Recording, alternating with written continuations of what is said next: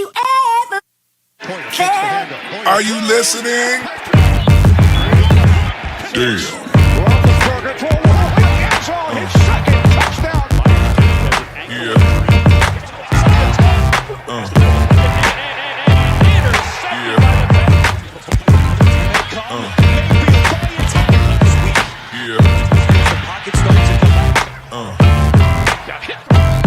And the ball is loose. Third and 4.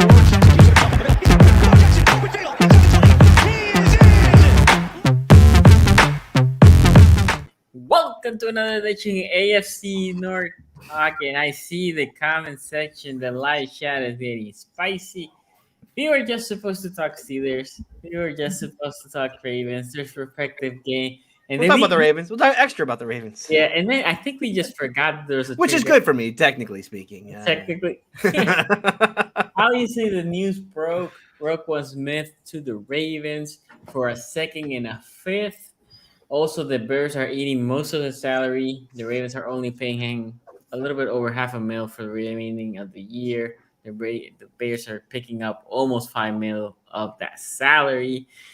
So how much does that leave the Ravens with for this year? I mean, he's barely eating any, right? He's barely eating any. This year. Yeah, that's what you worried about. Yeah. Yeah, so I was just wondering, just because a lot of people were saying, well, we'll get into it, but a lot of people were saying, is there another move that they could make as well?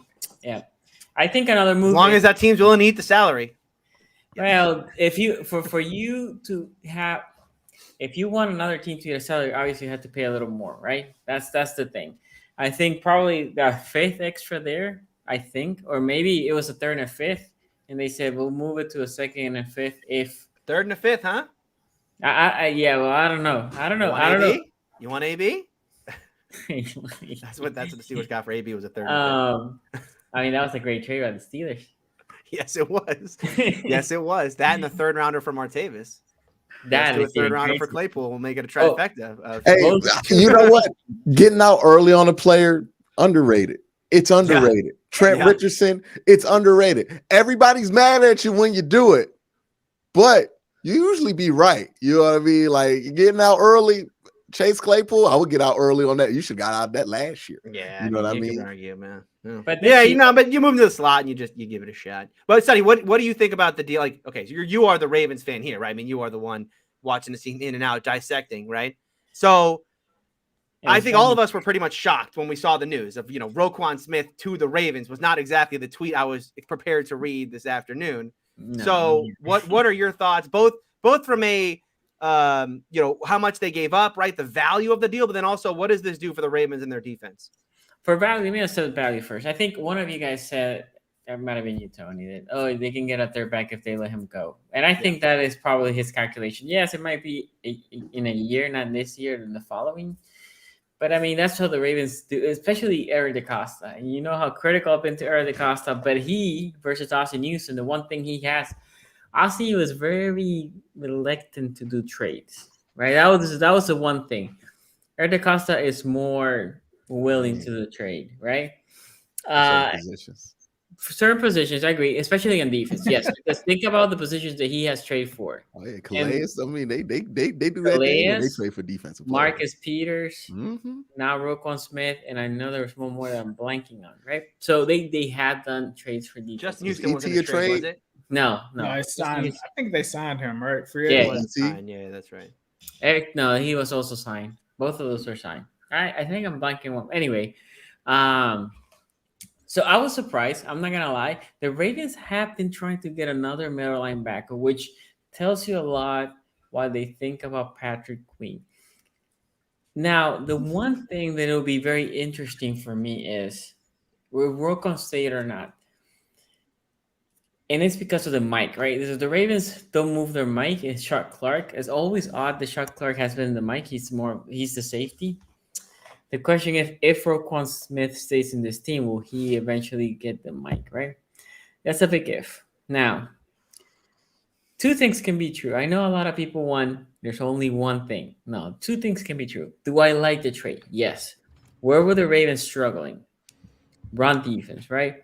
And I don't necessarily think it was the D lineman. The D lineman, in my opinion, have been playing fairly well, but the linebacking core. But then Bynes gets hurt. Bynes, you can only count on him for a couple snaps. They were bringing people, random people. Also, that tells you a lot what they think about Malik Harrison. I think they're seeing him more as a special teamer than a down linebacker, right? Because they were bringing people from the practice squad to take the position next to Patrick Queen instead of Malik Harrison. Malik will get a couple snaps there, but if Malik was that guy, you didn't have to bring a practice squad guy to just take snaps from him. He's barely playing. So I think they have been. I mean, they in the offseason, they pursue hard Bobby Wagner, right? I don't know if you remember this. Yeah. Hard Bobby Wagner. He was the right age too. I was not a fan of that move. I agree. I was not a fan of them pursuing Bobby Wagner. I prefer this move, to be honest. Mm-hmm. Younger guy, and I think at this point that complements his defense. The defense right now, the secondary has played way better as the year has moved. Obviously, they're gonna get Williams back, and that will help them even more because Williams was playing really good too. Obviously, he got injured. They have depth in the secondary. Geno Stone has played well on the back. From him, Kyle Hamilton has been playing good. So you have depth and people playing well on the corner side. They have been playing good. Marcus Peters has his moments, in my opinion, but the rest of the guys, in my opinion, especially the rookies, have played better than a fourth-round rookie. Yeah. D lineman has been playing good. Obviously, you lost Pierce. That was the one injury we have in the nose tackle, but the other two that came behind him, Travis Jones playing well. A guy that people don't talk about much, Broughton Washington, he has been playing very good as well. So I think they felt like we needed a middle linebacker to basically round this defense up. Yeah. And it has time, right? Because there's going to be some growing pains when you put a middle linebacker in your defense. So there's going to be a little bit of problems there, in my opinion. But look at the Ravens schedule. The Ravens schedule right now looks favorable moving forward. And plus a bye is coming for the Ravens, and not this week, but the following week. So I think it all makes sense. Now, like I said, two things could be true. Do I like the trade? Yes. Do I like the compensation? Yes. Would I wish it was a wide receiver? Yes. Do I think it's the last trade? I hope not, and I don't think not. I think they're probably going to be looking to make another trade, another move for a wide receiver. The thing is, I don't think it's going to be a wide receiver that people want. People in the Ravens right now, if you guys a fan base, we got Isabella and Djax coming off, pretty soon. So Djax is coming this week because Bateman officially is going to be probably put on an IR. But the move that people in the Ravens fan base is waiting is for Judy. Ain't happening. If the Broncos would have lost, maybe, but I don't think it's happening. And the other one is Moore. And right? Elijah Moore's not happening. They said that today. No, not Elijah Moore. Oh, DJ. The guy that cost the game. Yeah, especially DJ Moore is an unsung hero because he played for Maryland too, right? So people are even more, right? So but I don't know. I mean, the Panthers, I don't know that they're actually in a fire sale as much as people think they are. No, I don't. I mean, I think if the price is right, they will trade him. I don't think the Ravens are willing to give a first. It's like rebuilds. If this were like 4 years ago, maybe because rebuilds used to legitimately be like that 4-year time cycle, but now it's like you better get this right in 2. You know what I mean? So DJ Moore's not old enough to really like justify it, right? C-Mac was right at that age where it's like, oh, in a couple years, he's going to want to get paid again. Might as well get rid of him. But DJ Moore. And they were kind of regretting that C-Mac deal, right? It was like a no-brainer. He couldn't stay healthy. Yeah. And remember, when they drafted C-Mac, the whole idea was we're going to put him with Cam and we're going to go to the moon, right? Because that strategy always works, like, whenever you do it. The same thing happened with Saquon, right?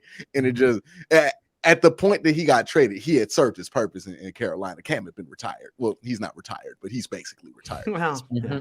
He's got a podcast now. Yeah, he's got a podcast. Once you get a podcast, he's a podcast. You are no longer top of the league anymore. You know, like when did Draymond start falling off? When he started working for the volume. Like, you know what I mean? Like, All right, well, okay, so let's hear it from Quincy. What do you think about this Roquan trade? Both from a value perspective, right? And then as far as like, does this make the Ravens better? And was this the right trade for them to make? yeah, it makes them better. It does make them better. But how much better are we talking here, right? Like there is still a gap between them and I think the upper echelon teams in the league, right? Where it's like, hey, can you consist? Do you feel like Roquan's what it was going to take to beat Buffalo in the playoffs? I don't know if that's the case, right? Same thing with Kansas City. This is a win now move for a team that, I mean, like they're past win now at this point. Like their win now roster was 2019 and 2020. Those are the two rosters they had. They're like, okay, we can win it all if we go all in on this year. They're 2 years late with a move like this. I don't get it. This is a win now move. I understand it. I respect it if you're in the position. I just question, like, are the Ravens, like, have you watched the Ravens this year and really thought, we've all watched every Ravens game. Have any of us thought, man, they're Roquan Smith away from going to the Super Bowl? I certainly haven't. Like, maybe the Bengals, we had that thought, right? Hey, the Bengals get like a dude like Roquan or somebody like that. Oh God, like, watch out. But that's what started that, by the way, that's what started, World War Logan, as I'll call it. Yeah. They already have one of the best. They already have the best linebacker in football. His name is Logan Wilson. The Bengals linebackers are better than the Ravens, for sure. Yeah.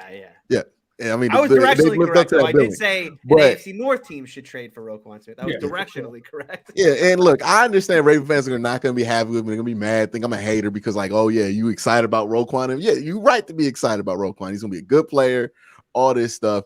But, like, it don't change the outlook of this team. And then where it really gets questionable is, like, when you have to pay Roquan, right? Are you going to pay him? Are we just going to do a rental, lose a year of value on the draft just to get better at linebacker when it might make your chances of getting to the second round a little bit higher? Maybe. I'm not 100% sure. I still think this Ravens team is a first round out in the playoffs. I think the only team that's going to get to the second round is the Bengals in this division. Like, I still think that. And then if you keep Roquan, how do you keep him and keep Lamar? Like, who's going in that situation? Like, you have to play some capnomics or something because it makes no sense to have Roquan Smith on a roster without Lamar Jackson. It makes sense to have Lamar Jackson on a roster without Roquan Smith. You can still go very far with that. But Roquan Smith on a roster without Lamar Jackson is utterly pointless. And I know you're going to tell me, hey, look, I know Raven fans going to try to hit me with the, hey, man, we had an elite defense with Trent Dilfer. Dog, lean with it, rock with it was hot back then. Like, we was wearing 4X baggy tees and all that. Like, that don't mean that I could rock those outfits today. Like, you know what I mean? That time has passed where you can get away with that. And let's be real. This Ravens defense up to this point has not even been good. This is not taking a good defense to elite. This is taking a defense that's been okay to, hey, maybe they'll be good now, right? But it's not anything above that. I don't think anybody's played the Ravens thought they were elite. You can still throw on them. They still have issues with how they play their zone coverages and when they get into zero and when they don't. They still have these issues in the secondary that Roquan's not going to automatically be a fix for. I just see this as, I don't get it. I don't get the move. I don't see how this makes the Ravens a contender, and it only makes sense if you believe that they're going to be a contender, because sacrificing a second-round pick is something you do because you're hoping to contend this year and win it all. And I don't know. I know Raven fans might believe it, but I don't even think all Raven fans believe it. Like, do you think this is going to get you to beat Buffalo? Knowing how they've been? Well, like, we lost with Buffalo this year, right? We did lose with Buffalo by 3 points this year. You know what I'm saying? Like, is Roquan Smith the difference in that? Like, he's been a good player in Chicago, but like, has he really been that big of a difference maker in Chicago? And I mean, the Buffalo Bills, they don't even run the ball like that unless it's Josh Allen. Right. Yeah, and it's like, I know I see it already. Quincy don't know about the Ravens. I've been right about the Ravens for 3 years, dog. I'm going back Quincy up on this one. This is what I say. I think given the circumstances surrounding this team, this isn't a good trade for them. If it was that Lamar's already signed and in the fold, that they were healthy on offense, they didn't have a deficiency at the wide receiver position, you didn't have Rashad Bateman just being announced today that he's going to be on IR, you got Mark Andrews dealing with a knee injury. I think in this situation, given the circumstances, just from the optics, like your franchise quarterback is obviously upset, right? That a deal didn't happen. Not only do you not get him another weapon, you get another guy who the whole offseason has been wanting to get traded from where he's at because he wants a contract. You're not trading for this guy just to rent him. This is a guy that has made it known in Roquan Smith that he wants to be paid. And you're talking about paying a linebacker $20 million a year. Like, I love Roquan. The linebacker position to me is one of the most replaceable ones in football when it comes to that. Like, the quarterback position is not replaceable. So for me, the only thing that makes me question this is, what is the plan? Is the plan that you're still going to be able to keep Lamar? And if this is one of those deals where they make the deal and then this guy gets the extension before Lamar Jackson, some guy came from Chicago and gets signed before your quarterback, that's just an ugly situation all over. I'm not saying that that's what they're going to do, but they better not do that. Like, we keep talking about what they better not do, but I can't put anything past Eric DeCosta because he just seems to be aloof when it comes to his quarterback. Your quarterback literally just had a fan give him a sign on Thursday Night Football that said, "Pay me." And you went out and you traded for a linebacker that has wanted to get paid from his team. This isn't a linebacker that is kind of in that Bobby Wagner or in that mode where it's like, hey, I just want to win now. No, this guy wants to get paid. Like, he's made it very known throughout this process that he's wanted to get paid. So my question is to EDC, there have been several moves that you made. We talk about all the trades. When have those trades ever been for Lamar? When have those trades ever been to help your quarterback out? When have those trades been to help your offense out? They haven't. You did it in the draft. You didn't give him any help. Here's yet another trade where you're giving away a second-round pick and a fifth-round pick for a defensive player when your quarterback needs to get paid and needs to get weapons on his team. I get it. Roquan Smith is a great player. I'm not taking anything away from that. I think he's going to make the defense better. The defense isn't going to need help. The offense is what needs help right now, especially with Rashad Bateman down. They've got injuries at the running back position. Gus Edwards, I believe, is nicked up as well. Like, I just don't understand what the thought process is. It really looks to me like EDC stands for Eric doesn't care about Lamar Jackson. That's what EDC sounds like to me. Now, I get it. If you're preparing for life after Lamar and you already have a plan, why not go out and get Roquan? But I just don't see a plan where these guys both coexist together. Maybe they get past it this season. Maybe this is the YOLO season where they try to make a playoff run and get a championship. But I just don't see these guys moving forward together. Well, in the add on top of that, Roquan was set to be a free agent, right? Mm-hmm. Yes. Yeah, so it's like if the idea was, hey, let's prepare for life after Lamar, it would make more sense if they just went after him in free agency where you don't have to give up anything. You can still keep your second round pick, which would be very important if you don't have Lamar on the roster next year. So like, I don't know if this is that move. Like it's, I haven't used this term all year. It feels directionally confused. Like I don't know where the Ravens are heading. This looks like a move. No, this is very clear. This is a 1 year rental. It's a 1 year move, but it's like, that's what it's clear what they hope the intention to to me, they'd have be. to also trade for a receiver. Like to make this go over right, you'd have to also bring in a receiver as well, right?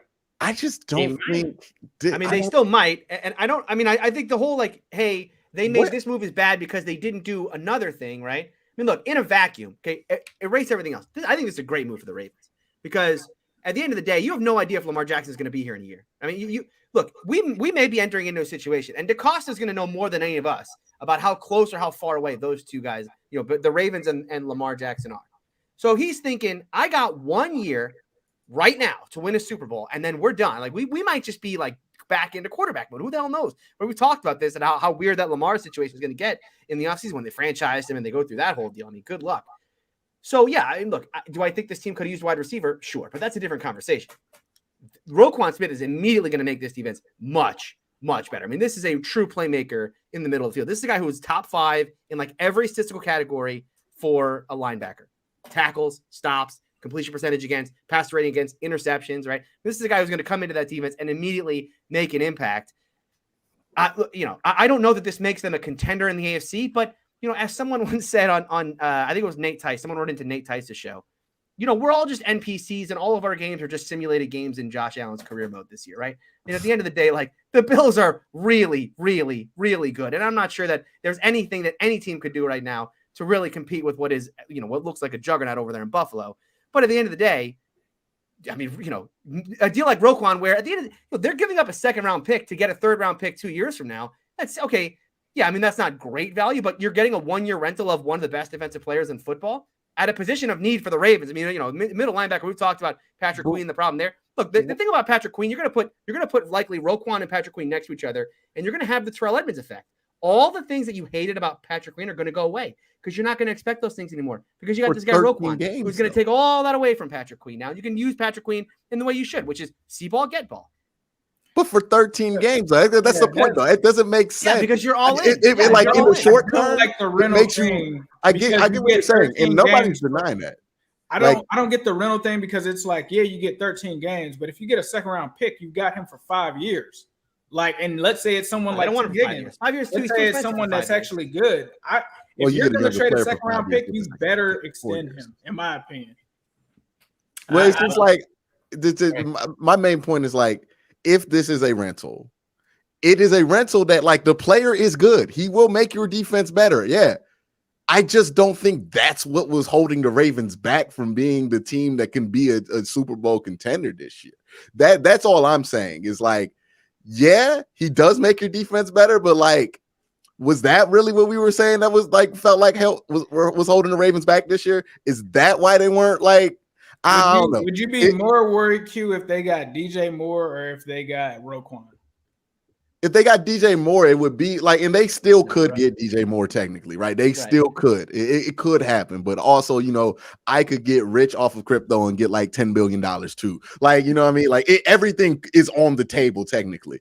But if they got DJ Moore, it would be more of a signal of, okay, we're going to probably change some things up that have been struggling with us when it comes to passing concepts. And that's more of okay, they're going to change things. This is like, okay, we're going back to the same old tricks. And this is exactly what people have been frustrated about with the Ravens is like the investment on one side of the ball without the investment on the other. And yeah, you're going to have a good defense. You're going to have an old school Ravens defense and they're going to be fun to watch. But do you think they're going to win? Do you think they're going to get to the AFC Championship game? I don't think so. I still don't think so. Like, do you think they get to the Super Bowl? And what is the point of a rental of that cost? Okay.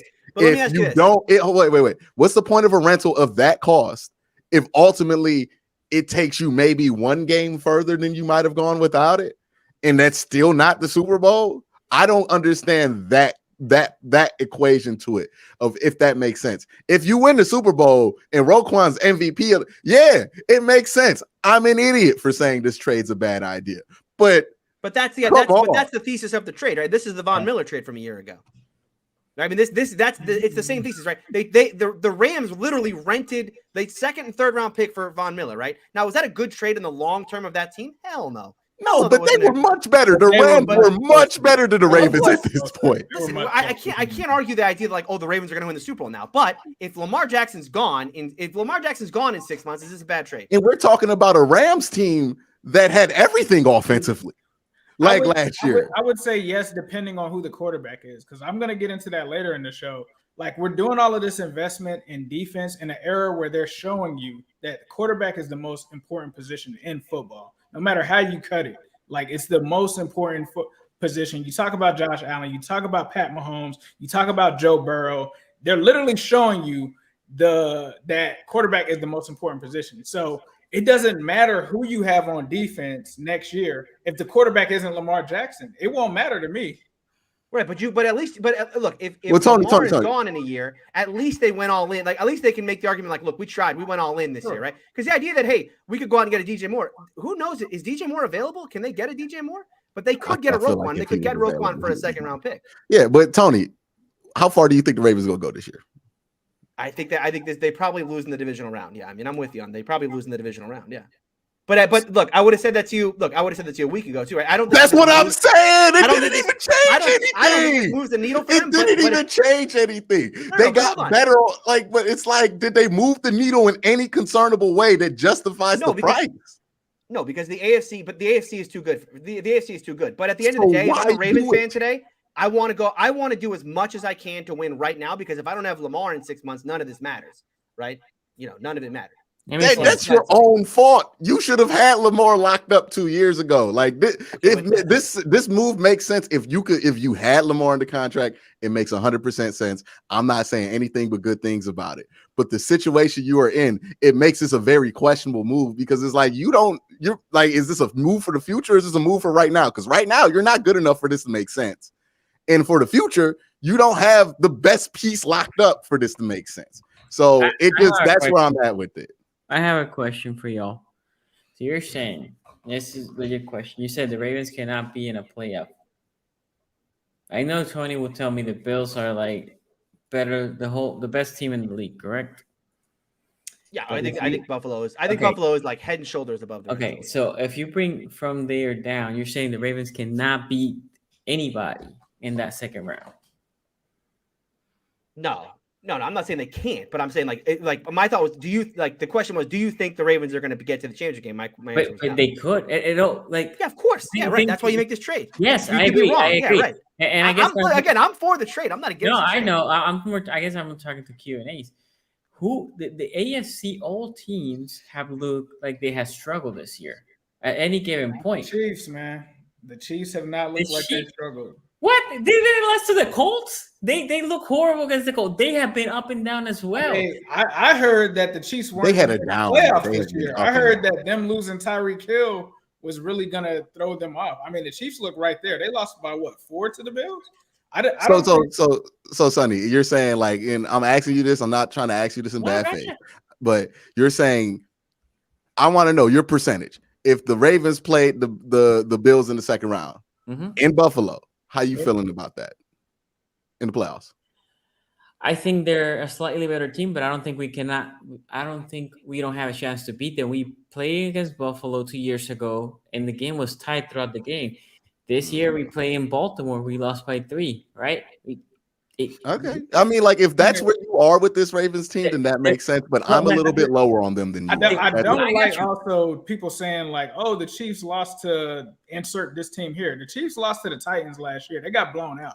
That does not matter in December and when you're in the playoffs. I agree, Ace. You gotta go it only takes a game. Here's the thing, Sonny. The reason that we were able to beat the Chiefs is because you have to have offensive weapons, not defensive weapons. You have to have offensive weapons to stick with teams like the Bills and stick with teams like the Chiefs. If you're not able to put up points with those guys, because they're going to score, it's not going to work, bro. And I get it. Like, maybe Roquan slows them down a little bit, but those teams are just hard to stop offensively. You're talking about Andy Reid. You're talking about these guys that just score just like that. We'll see where we're at. I think what Q said, we'll see where we are at the end of the season. The Ravens have played probably the toughest part of their schedule. Even their loss have been tight. So my question to you is, since we're talking about possibility, the last question, then we'll move on to a different subject. I got to take a victory lap at the end. Yeah, because I mean, you know me. So how far do the Ravens have to go for this trade to be justified? If they lose in the division round, do you think this trade was worthwhile and Roquan walks after this year? Like, how far do they have to go for this rental to make sense for you?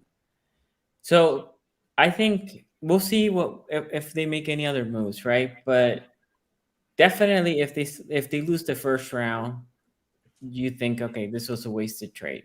If they go to the second round, we're talking about, who do you expect in the second round? Buffalo, KC. If you're there, Baltimore, and who else? Let's say you play Cincinnati, right? Okay, so those are 4. Well, you got to play Buffalo, or likely you're going to play Buffalo or Kansas City in the second round, right? I mean, well, but that's my point. In the second round, who do you expect? Those are 1 and 2 I'm saying all those 4 teams, if you're there, those 4 teams, right? Yeah. And I'm saying those 4 teams are all legit, right? All those 4 teams are great teams. You losing a tight game to one of those teams, it sucks, but you're not going to be like, oh, well, I shouldn't trade it for that, because you were there. And the playoffs is so... Like, it's such a finite game that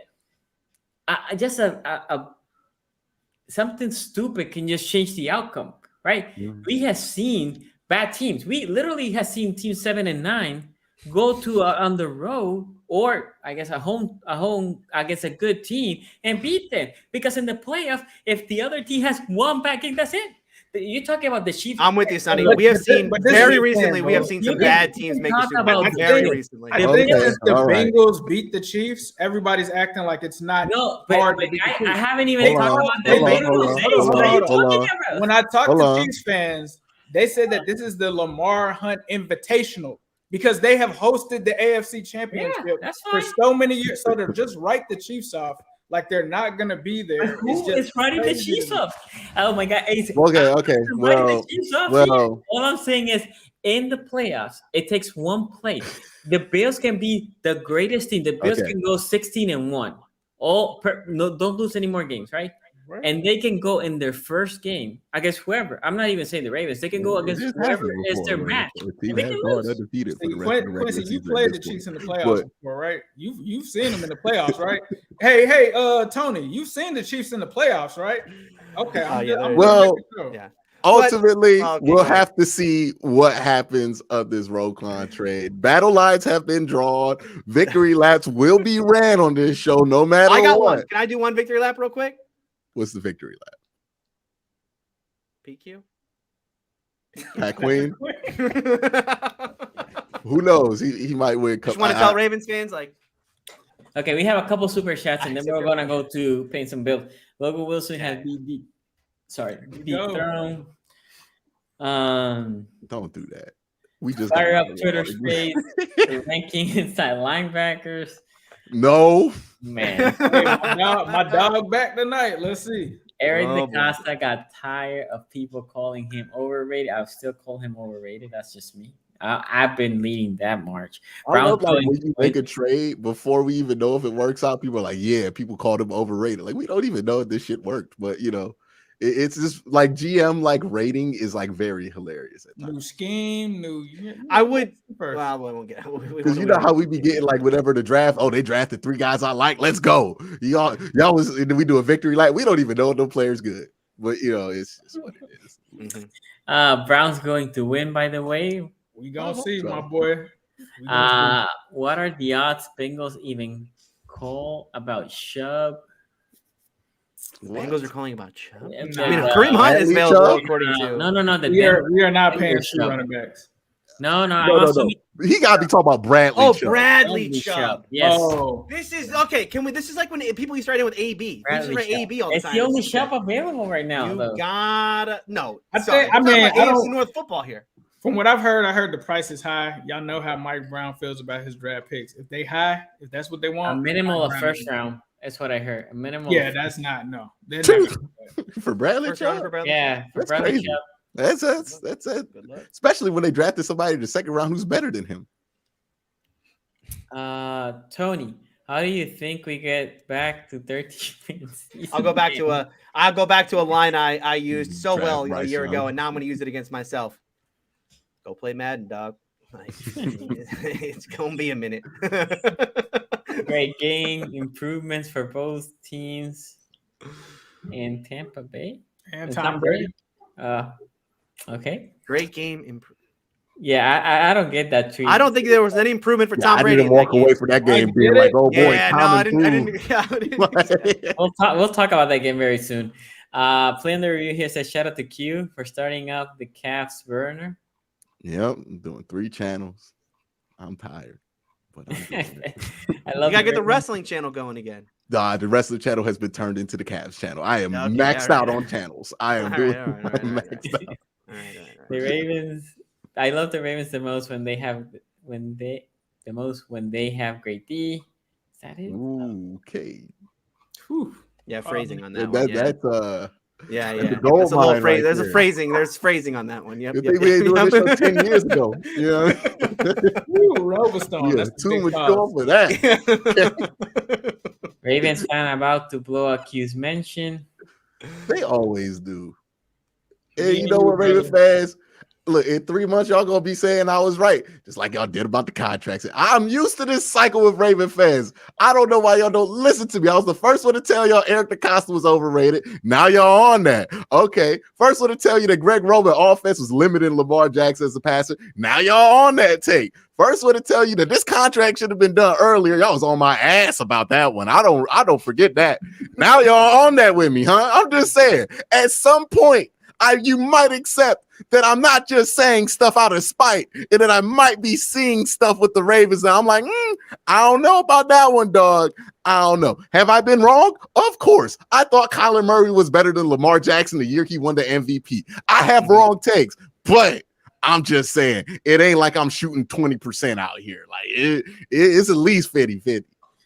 EDC can't draft great, so I'm not worried about a second. I will say this: the Ravens, for a while, they haven't drafted a good second round pick. Like JK is the best one that they have, and we'll see with JK. The jury's out on him still. But other than him, I cannot name you another second round a minute that we have. There has been good thirds, fourths, yes, first, sure, but second. Who to say that's the only move? Yeah, we'll see. Trade deadline is tomorrow at 4 p.m. That's the only move. They're not doing anything else after that. OBJ, get ready. Oh, they're going to sign OBJ. I don't know. They're not even good enough to be on OBJ's radar. You know, he's like, oh yeah, I'm about to go out of the Buffalo. He front running. You know what OBJ about to do this year. He trying to get him one of them Gary Payton in Miami rings. Like he just trying to get one of them. He goes to Buffalo. I think he goes to. Can't go to Green Bay. No. Green Bay made a lot of sense until they played. This look. He's not signed for a reason right now. That's because if he's only going there for a minute and then he goes to Buffalo and he's not factoring that offense, then dog, this is a Gary Payton ring year for him. He is just Gary Payton didn't get a ring that way though. Yeah, he did in Miami. He was on in Miami. The LA. No. I'm not talking about the LA one where he was playing minutes. No, I'm talking about when they had Gary Payton on the bench, just being a coach. Yeah, he's trying to get one of them rings. That's what Odell. Yeah, good play. Every once in a while, run a trick play, maybe return a punt every once in a while. But like, that's all he gonna do. Like, that's what he's trying to do. He's trying to get. I thought you were talking about the Lakers when they had Malone and him, and it's like, what a no. Gary Payton was working on them teams. What a weird year that was. Yeah, they ran with Karl Malone had like 30 minutes a game that year with Gary Payton. Like that was crazy. That wasn't them trying to win. That was desperate, dog. That was a wacky to the Pistons, baby. Even if you let him go, you can get a third back. You get a third back. That's the thing. It's a comp third, though. Yeah. It's a comp third, and it's the next year, so you have to wait a year. It's a year, and it's like but you might be in a rebuild anyway, so it doesn't 14 matter. picks back. Yeah, you might be in a rebuild. So Turner here says F them picks. What are we talking about? What's the GM's name? What's the GM's name? Les Snead is in the chat today. Hey man, everybody Lamar trade that I talked about a while ago, keeping Huntley and trading Lamar isn't looking too bad. Nah. They might still do it. What did they trade Lamar? You were just early. You were just a year early. Like, hey y'all, we finally got DeAndre Hopkins. What y'all trade? Lamar Jackson. Oh, okay, cool. We had the Bills by 17. Smith would have made a play. Oh my goodness. Offense. I think in that game, by the way, Patrick Queen did. I think that was one of the drop interceptions. Plays. I think he had two games. The value of this move is to get Patrick Queen out of so many positions to have to make plays. Like that's really what it is. No, I mean, like legitimately, it's turned Patrick Queen into Terrell Edmonds. Yeah, I mean, like it's just like, hey Pat, all we need you to do is blitz. He might be a nickelback after this. No, he could turn into the greatest Micah Parsons of all time. I mean, he'll just go Micah Parsons on his edge rush skills. It'll be amazing. Offense wins, but it was the Rams defensive pass rush that won them the Super Bowl. Who was the Super Bowl MVP? Cooper Kupp. Okay. Cooper Kupp. Cool. Nice. Tom Brady saw Chiefs in the playoffs and beat them twice. No, he did. Oh my God. Yeah. Tom's really good at football. Did he not even lose to the Chiefs that one? He didn't lose to the Chiefs that one year because they lost to the Titans in the first round of the playoffs that year. Yep. Playoff games are fluky except when you have Tom Brady. Yeah, okay. How about that? How about the last playoff game Tom played? You should have thought about that before you sent that. That was a miss. That was a misread super cheat, my dude. Okay. How about the last playoff game Tom Brady played? Hey, look, Tony, he's a Tom Brady fan. Of course, he's struggling reading the play right now. Tom's struggling reading the play. You know what I mean? Okay, Tony. You feel bad that we made all that? We made all those jokes about. We made all those jokes about Tom Brady and Mass Singer during the offseason, like very clearly. Oh no, he was actually going through tragedy. Yeah, that was like, hey, his life is falling apart. And we're like, oh, he's gonna be on. we're already. He's on Masked Singer having a He's gonna be on blast. Masked And Singer. meanwhile, Tom Brady is up at 3:00 in the morning having life-changing conversations with Giselle Bunch. All right. Let's pay some bills here. Football is back, and we are back to seeing Mahomes sling beautiful balls all over the field. And your friends at Manscaped are here to help you sling your beautiful balls all season long. With Manscaped state-of-the-art tech, we'll have your weapon looking more loaded than the Ravens defense. Shout out, Sonny. Football may be rough, but your ball care doesn't have to be. With Manscaped, join the 6 million men worldwide who trust Manscaped by going to manscaped.com for 20% off and free shipping. But you got to use our promo code AFC North Talk. That's AFC North Talk, all one word. Meet the best value bundle yet for Manscaped's Pocket Rockets, the Platinum Package. At quarterback, the Lawnmower 4.0 trimmer, a wily vet who makes sure the unit is running smooth and scoring nonstop. With proprietary advanced skin-safe technology, the Lawnmower limits mistakes and protects the ball. At running back, the Weed Whacker ear and nose hair trimmer, built to bust through all the right holes, and when it catches a pass on 3rd and 1, it doesn't just dance, it actually goes and gets the first down. We'll talk about that later. On the offensive line, we have our unsung heroes, the Crop Preserver Ball Deodorant and Crop Reviver Ball Toner, the Trent Williams and Corey Lindsley of Sack Protection. At wideout, the cleanest duo in the league, the Ultra Premium Body Wash and Ultra Premium 2-in-1 Shampoo and Conditioner. Don't be like Matt Canada. Actually get the ball to your best wideouts. See George Pickens and the Ultra Premium Body Wash and Ultra Premium 2-in-1 Shampoo and Conditioner. At tight end, the product that makes your end look tight, Manscaped's anti-chafing boxer briefs, a dedicated jewel pouch to increase ball handling with a cool, steady vibe thanks to their moisture-wicking fabric. On defense, there's only one thing you need, the aluminum-free Ultra Premium deodorant with refined cologne fragrance. It keeps the sweat and locker room scents from making any ground. To top it all off, we'll throw in the best coach in the league, the Shed Travel Bag, as a free bonus. Built to hold the team together, this travel-size bag has a fumble-resistant zipper. This has got to be a Super Bowl winning roster, the Buffalo Bills of ball care here. But don't take my word for it. Head on over to manscaped.com and get 20% off and free shipping. But again, you got to use our promo code AFC North Talk. That's AFC North Talk, all one word. Also, big shout out to our super patron, our next tier, Adam Holan, Dom Gazulo. Shout out to you. Thank you for all the patrons that support our work. Thank you for supporting us. We have been doing more videos on Patreon. They're always fun. They're always laid back. It's more. How did our locks of the week do? I don't remember. What were our locks of the week this week? I forget. The one wasn't the Raiders one, which I know. No, there's no way. Did I pick the Raiders? Yes, you probably picked the Raiders. Delete that video. Delete that video. Hold on. Okay. If you want to see last week's Patreon, it's not available anymore. Ace has to go soon, so I'm gonna go to Ace. Yeah. Real quick, so he can give me his take. Because it's Halloween, by the way. Happy Halloween to everybody. Go ahead, Ace. Yep, got to take the little ones for Halloween, but I'll start off with the Ravens. I wasn't trolling when I said Big Woody beatdown. I felt like they were going to win this game. That Buccaneers offense was not good. I think that Lamar bounced back in this game. This was a game where he had to. And I think that the tight end, the kid, I was talking about him. Likely did a good job stepping up, especially once Mark Andrews went off the field. That's something to pay attention to for them going forward.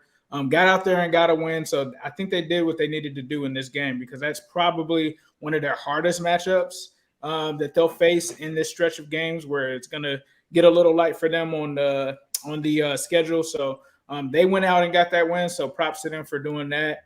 The Steelers game, I mean, we kind of expected this to kind of go the way that it did in a sense. One thing that I will say, sometimes it's a marathon. Sometimes you got to wait to bring these things up. The Kenny Pickett thing, I remember back in 2019, I once said, I don't know if trading for Minkah Fitzpatrick was the right thing because what is the plan after Big Ben, right? Now we're here, and what does it look like? It looks very bad for them. Now, Kenny Pickett's a young quarterback, right? You're hoping that he can turn it around.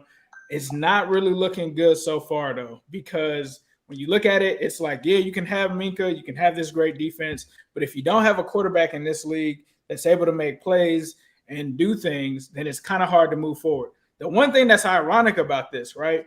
is in 2019, they traded for Minka. They didn't make the playoffs that year. The next draft, ironically, the guy who just beat them and threw 4 touchdowns and 285 passes was Jalen Hurts, right? What if I told you that they could have had Jalen Hurts and possibly, this is just a pipe dream, but they could have had this as well. Justin Jefferson and Jalen Hurts right now instead of Minka Fitzpatrick. I think even if you're a Steelers fan, you probably say, I'd take that right about now, because after they got Minka, they were a 1-and-out both times, and now they're in a situation where now you got Kenny Pickett. And so is Kenny Pickett the guy? In fairness, it's only Justin Jefferson, because the second round pick they didn't trade away. They just took Claypool instead of But in that Jalen situation, Hurts. they could have taken Jalen Hurts, right? Because Jalen Hurts. Second round pick, they could have taken Jalen Hurts. Yeah. So if they were to do that, I think that they'd be in a better spot, because I feel like Jalen Hurts, better quarterback. Not that he's amazing or anything, but better quarterback right now, as we're seeing, than Kenny Pickett. This is the thing. If it keeps going this way, if I'm a Steeler, I'm not going to, if this Kenny Pickett thing keeps going the way that it is now and he's not showing signs of improving, they're going to have to consider a quarterback again, I think, next year, especially if you get one of those top 3 picks the way that this thing is trending.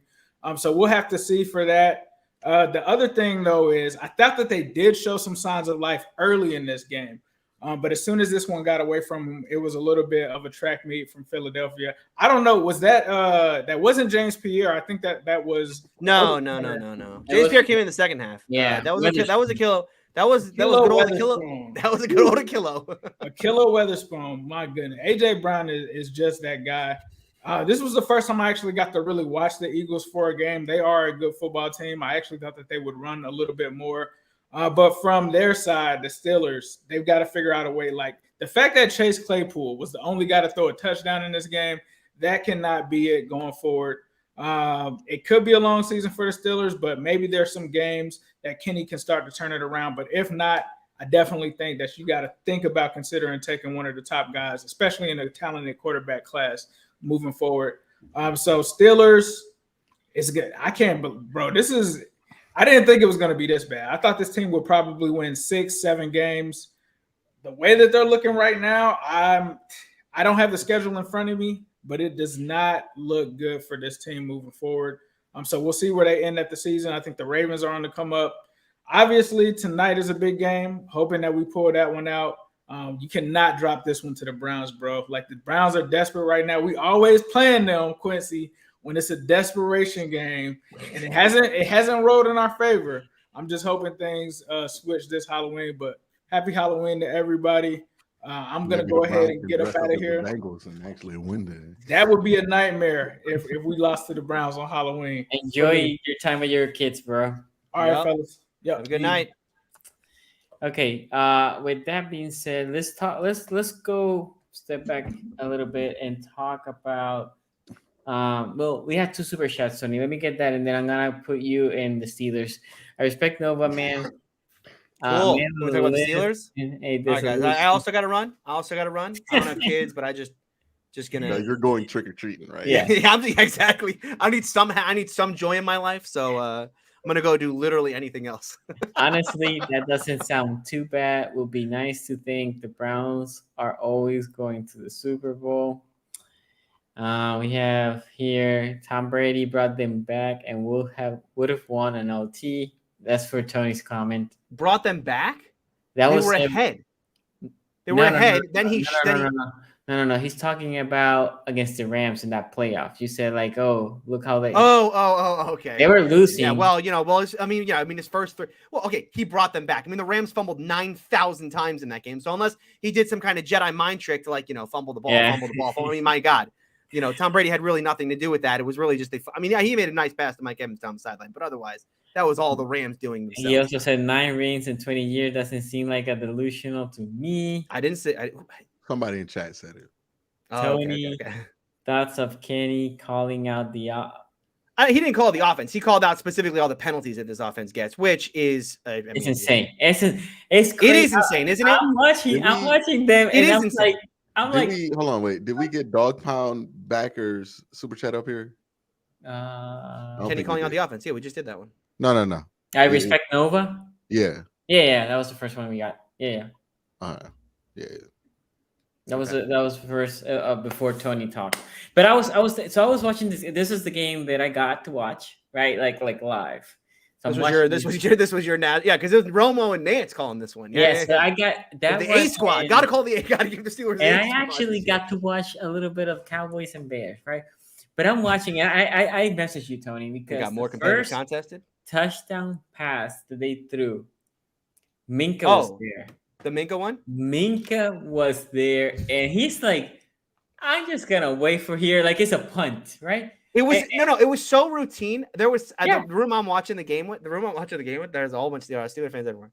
I mean, you could have heard a pin drop after that touchdown because we were all just. I mean, it is stunned. That's such a routine play. Single high safety just rotates over. Yeah. Just high points. He has to play forward. And to be fair to Weatherspoon, because I know a lot of Steelers fans, and I saw a lot on Twitter. Weatherspoon wasn't horrible against AJ Brown. He was there technically. There was the one touchdown he fell as he's trying to tackle. AJ's third touchdown was the most embarrassing one. That did not look great, but the other two he was there. It was great passes, but in that one, Minka was there. That was a Minka. That was an easy pick, especially for a top safety. And he's just like there, like I'm gonna wait for it to come here. And then AJ Brown's like, okay, and just. I can't believe he didn't high point it. I mean, he barely even got a hand on the ball. He barely even touched the ball. He barely even touched the ball. I was like, what? I texted you, right? I was like, Tony, what the hell is Minka doing? Anyway, I had already smashed my phone into a million pieces by the time you texted. So what is your thought on this game? I didn't get that one. My thoughts on this game? I don't know. Tears. Sadness. Claypool threw a touchdown pass. Yeah, Claypool threw a left-handed touchdown. I don't know if you guys noticed that. They do this thing. Bloggers like to do this thing after the game. I'm sure you guys have seen this. I'm sure Ravens and Browns bloggers do this too, right? They go, my winners and losers after the game. We got my winners list and my losers list. Let's go through the winners and losers, after the game, right? So I did my own. I put together my own winners and losers list real quick. Let me go through my winners coming out of Steelers-Eagles. And then we'll go over my losers coming out of this one, which is every player on the friggin' team. I mean, is there any look after the Steelers got shellacked? I mean, it was a college blowout against Buffalo. Yep. At least after that game, you're like, man, Pickens at least played well, and Kenny didn't look horrible. So there's some positive. What is there any positive? I do look. The Steelers do have a simple fix to this problem. There is one simple fix to what happened on Sunday. Stop playing games in Philadelphia. When they go to Philly, it is a disaster. It's not just they lose. It's not just they lose. It's a triple B. No, it's a triple B situation when they head out to Philly. It is you talked about the Minka play. I don't want to say this was his worst game because he was a very good run defender in this game, which was just awesome, to see how this defense was just gaping holes everywhere. Miles Sanders running whenever he wanted, wherever he wanted, and then Minka being the one to come in and he led the team in tackles, right? He did lead the. Of course he did. Yeah, of course, because the Steelers went. They reverted back to 2021 run defense. Yeah, they went right back to it because Ogunjobi was hurt. But by the way, the one guy on the front seven who's hurt is Ogunjobi. They're there. Everyone knows that killed the run defense. Yeah, that killed. Of course, everyone knows. Like when Ogunjobi's out. Run stuffer. Yeah, your run stuffer. Terrell Edmonds, who I've been praising for 2 games in a row. Right, there's two games in a row. Terrell Edmonds played maybe his best back-to-back games. A terrific game without Minka against Tampa, and then last week. Well, yes, he did drop an interception against Miami, like so did every player on the Steelers last week. He was still overall good. In this game, Sonny, you called it out, the screen pass. I don't understand.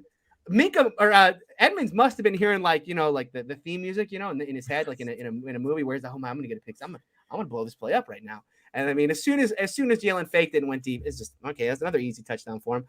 Akilla Witherspoon got mossed so many times in this game.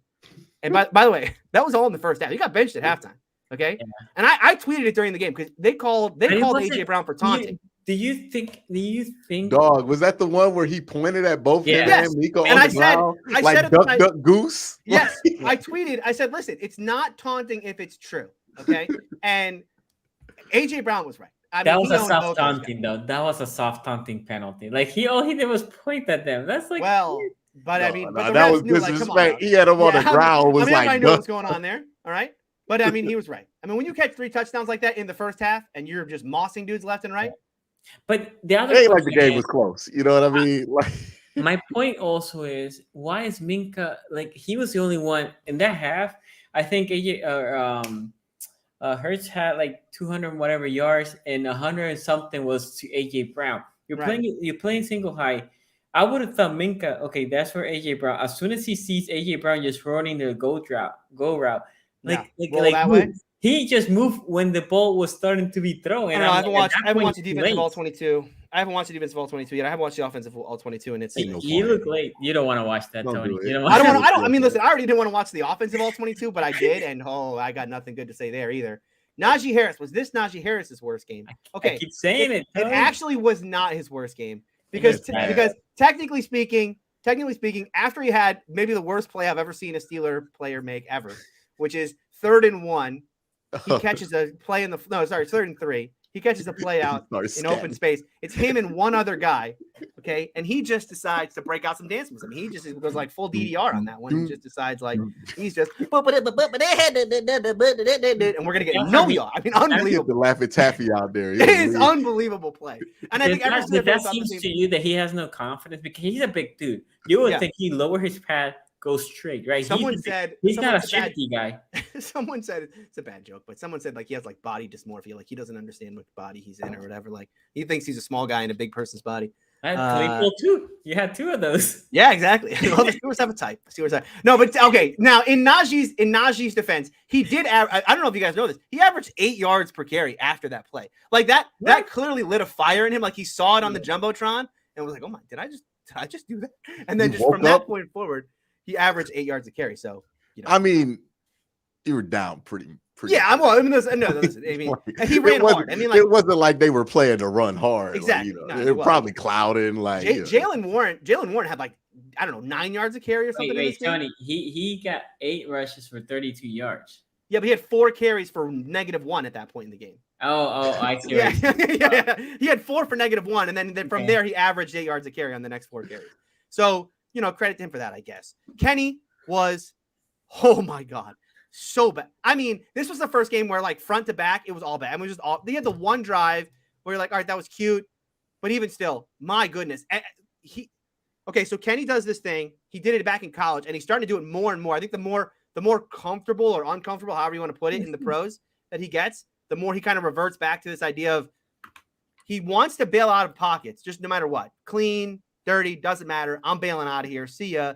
And he does this thing where he wants to bail out horizontally, not vertically. He never steps up in the pocket. It is a really bad trait that he has. His accuracy was all over the place. He only completed 3 passes beyond 5 yards. I mean, I know that Steeler fans are like, hey, Kenny had some nice moments. Look, if Kenny Pickett's name were like Racing Murdoch, we would be crushing him right now. But instead, he's Kenny Pickett from Pitt. And so, we only have nice, look, I want Kenny to succeed, but holy cow, can't have games like that. I understand the Eagles are a good football team and only bad things happen in Philly, but the more games he piles up like that, and I'm going to agree with Ace, let's start the Bryce Young for #1 overall pick hype train. George Pickens' you worst can't game. pass him up at this point. No, I mean, George Pickens' worst game. Yes, statistically speaking, I don't know if you guys have seen George Pickens' stats in this one, but it's definitely his worst game because he didn't have a catch. They targeted him 3 times. Somehow, George Pickens, best player in this offense, got to get him the ball, got to feed the rock. So many people out there this week were like, got to make George Pickens wide receiver 1. They got to make George Pickens wide receiver 1. Here's the problem. George Pickens' route tree is such that he can't be wide receiver 1 because all this offense is built around is guys winning in one-on-one. And so if the only thing they're going to run Pickens on are go routes and comebacks, sorry, you're not feeding the rock to a guy whose only route tree is go balls and comebacks. Now, it's a question that I have because I did notice that's all he was running, right? And he had the back-to-back play, and then eventually they call, which they called OPI, which was a horseshit call. I thought it was a catch, and Tomlin didn't challenge, right? That was a deeper-ish ball, I think maybe like a 15-yarder. Yeah. And Tomlin didn't call. And then on the next play, he called a timeout. You guys got the first down, and then he called a timeout. Right. Oh, Tomlin. They wouldn't have. Look, Tomlin has such a bad challenge history that I was happy. I knew they weren't going to overturn it. They weren't going to overturn that call. I thought it was a catch too, but I just knew they weren't going to overcome it. Look, the problem for the Steelers right now is that they want to believe. We want to believe as fans. I'll call myself out because I've said this too. Rebuild year, right? Hey, Ben retired. You lost your Hall of Fame quarterback. It's supposed to be bad, and that is true. But this isn't a rebuild year. They lost 2 players. They lost Ben Roethlisberger and they lost Joe Hayden. That's it. they actually acquired a lot of talent in this offseason. So this is not a rebuild year is when you lose a bunch of guys and you got to completely rebuild from scratch. This is not a rebuild year, but this team is fundamentally worse at almost every level than they were a year ago. That's got to be worrisome. Look, they're going to get a top 5 pick out of this. I know you guys want to believe that this team can come back and be like a 7 or 8 win team. TJ Watt comes, right? We'll see. Do you think this team's going to get to 7 or 8 wins?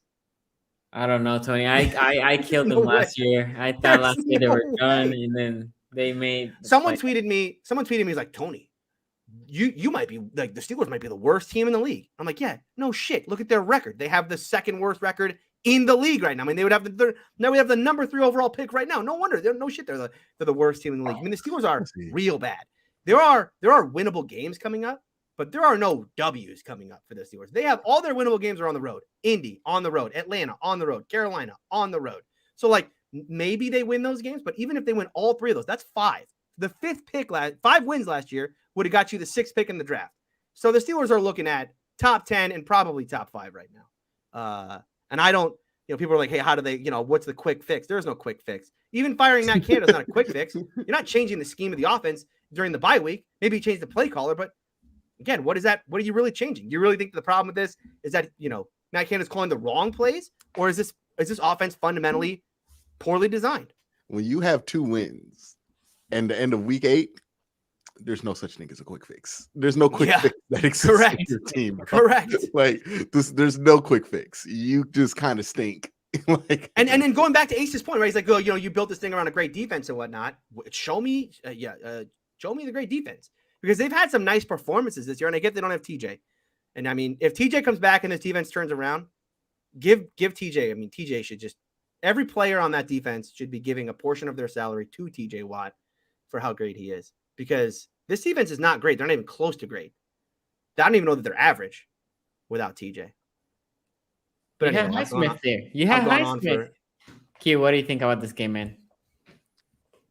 Yeah, this was it. This was the tipping point for me where I was like, you know what? Kenny Pickett is who I thought he was. He looks exactly like what I thought it was, which is he might be a good backup.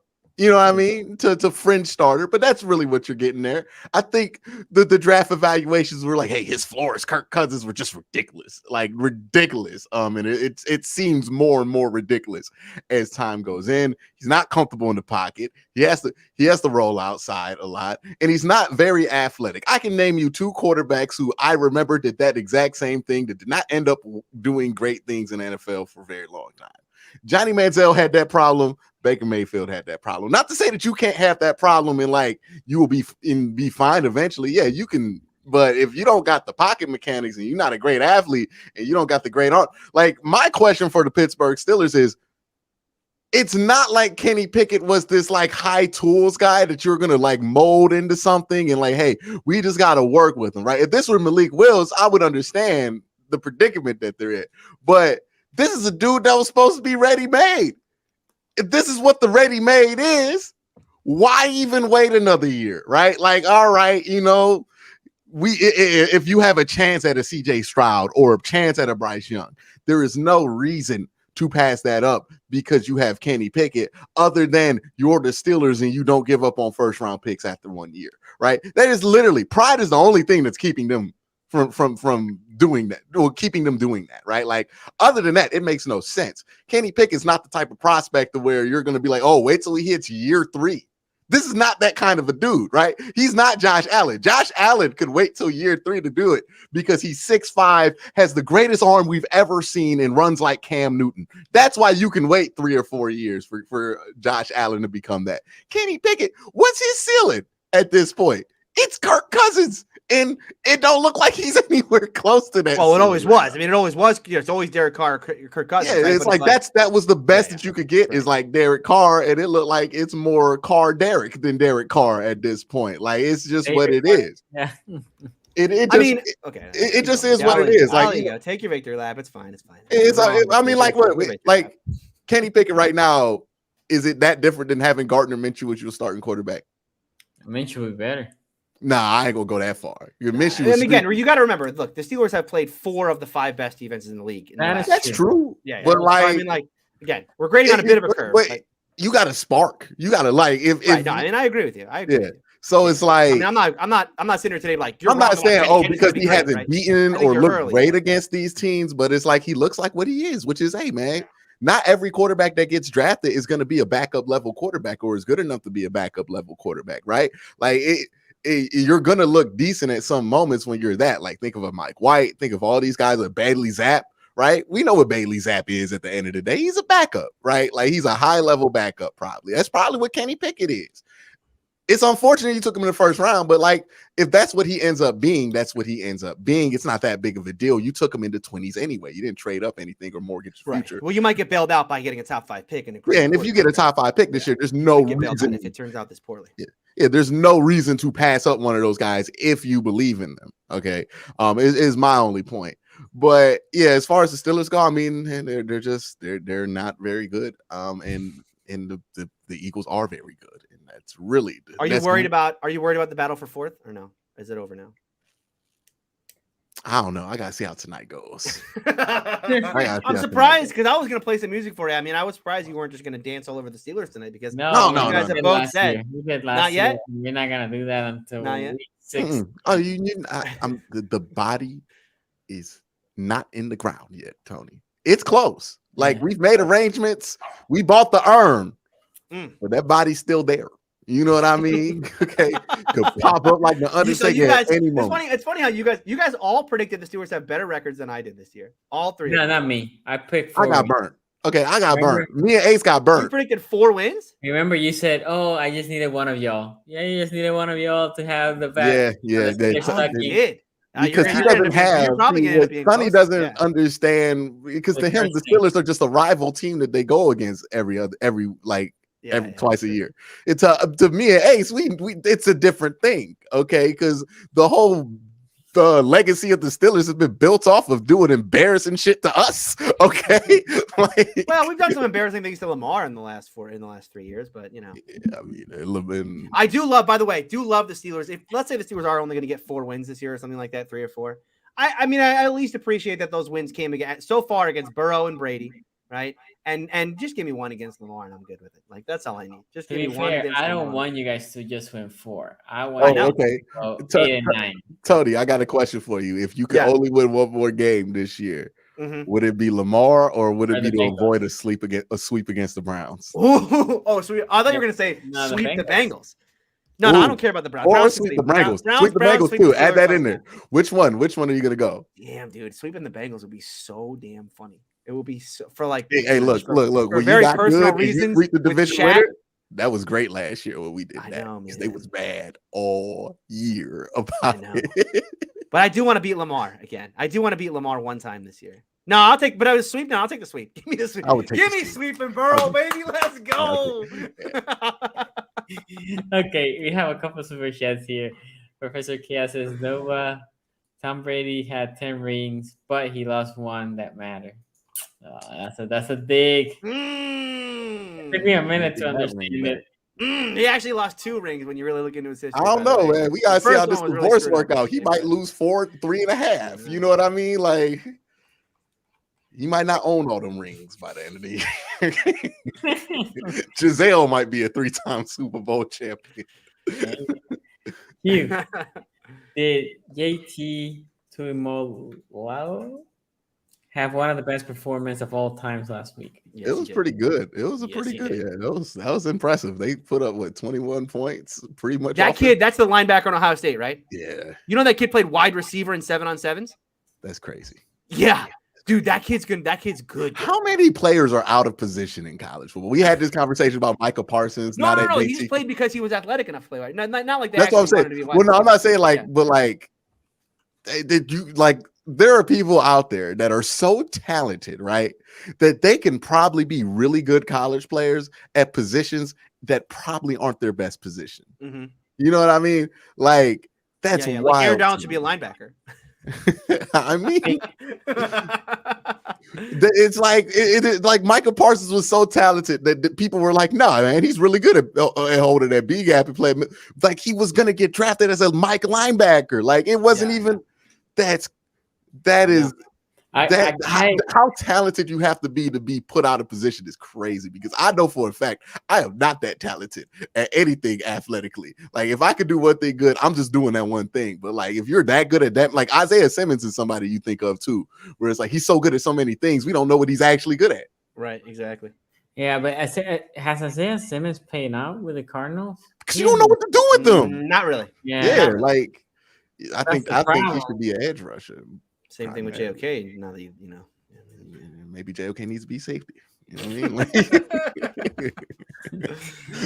hey, that's what if I ever was a defensive coordinator, I'm just randomizing all the dudes on defense. Like, they got to be good at something. You know what I mean?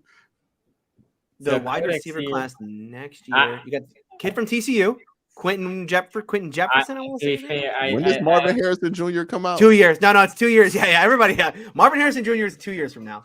And Emeka Ibuka, I think, is this year, and so is the other kid, Jackson Smith. Well, let me tell you something, man. Nobody has did more to lower their value than Marvin Harrison Jr. Dog. Like, dude, Marvin Harrison Jr. is very good.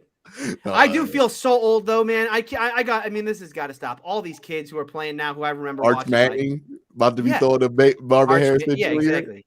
Oh, you know, Kurt Warner's kid is the quarterback of Temple. That's crazy. Oh, but was it somebody had pointed it out? What was it? Was it Vinny Testaverde? No, not Vinny. Chad Pennington has a son that's like a sophomore at Marshall right now. You got to be kidding. Joey Porter's kid plays for Penn State. Yeah. He's actually like he was supposed to be drafted. Like, No, he'll be a first round pick next year. He's a corner. Yeah, he's good. Somebody said Asante Samuel, and I felt so old because I'm like, ain't no way he's still in the league. And I'm like, oh yeah, he does have a son that plays. Yeah, for he's got a kid. His kid is good too. Okay, so now let's pivot to the Ravens game. And this Ravens game started a little slow for the Ravens. The Ravens did the reverse. Like, they did everything backwards in this game. They said, we're going to throw. Lamar threw 30 times in the first half. 30 times in one half. And he was okay. He wasn't great. He wasn't bad. He was okay. But obviously, they didn't score that many points. They went on the damn fourth down again, as Tony knows that I love so much. And they didn't convert. But they were struggling in the red zone. Mark Andrews goes early in the game with a shoulder injury. Harbaugh actually said today that it's nothing excessive. Bateman leaves early in the game. He now is going to be possibly IR, but he's definitely going to miss weeks. So you get into the game, let's say early in the second quarter, no Bateman, no Mark Andrews. And in the second half, they said, okay, we showed them how we can throw. Now let's just run all over them. And they did. They put, 220 something yards, I think, in the second half, rushing. And on defense, they played well. The first drive was not good, but after the first drive, definitely they played way better. They got a late touchdown, which at that point they were playing prevent and they were moving the ball.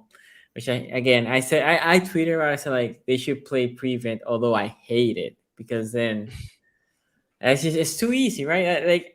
Sometimes when a team's playing prevent defense, I'm like, can we just move the ball to the 20 and take 2 minutes out the clock and okay, let's play now defense. Anyway, because you get tired to see them curl routes just get completed for like 5-7 yards. It's like, okay, and they keep moving. Tackle him in bounds. Yeah. Okay, let the clock run. Okay, that's good. And then you got to argue with people. We keep giving up. No, it's good because we're taking time on it. It's not a fun pass being a fan. No, it's not. Anyway. But it's much better when you get a blitz and you're like, oh, yeah, dude. Yeah. 3rd and 15. Let's go. Game's over. You don't feel great when you give up 15 yards, but you blew like 30 seconds off the clock and you're like, oh, they have no chance to come back now. You know what I mean? Like, that's not the same excitement. I agree. Now, there was one thing that I hated in this game. And I said it. I tweeted about it. Sorry for the noise. It was Lamar getting heated. I don't even care about Lamar getting heated. I hated that he was doing the BS that Tom Brady was doing all game. And he went and yapped on Pat Ricard. Now, Pat Ricard basically ignored him, right? Pat Ricard was whatever. It was my bad and whatever. But I'm not about to let Lamar jaw and not criticize him for doing that. Tom Brady was doing that all game, and people are like, "Why are you not going to criticize Tom Brady?" I want him to do that thing because you know what? That team looked like pissed off at each other. Yes, do that shit. I just don't like. Again, I don't even care. He getting mad, throwing the ball, whatever. That's emotion. Just going to his teammate and jawing at him. That I was not a fan. Tom Brady was doing it all game. I think it's a bad look. Also, he was doing it to Mike Evans. He was doing it to whoever. A lot of people. The O line. I mean, he's He's been classic doing this this whole year. career. He just hates that. He hates that offensive line so much. He does hate it. Taking out all his problems on the offense. I bet he be trying to coach him.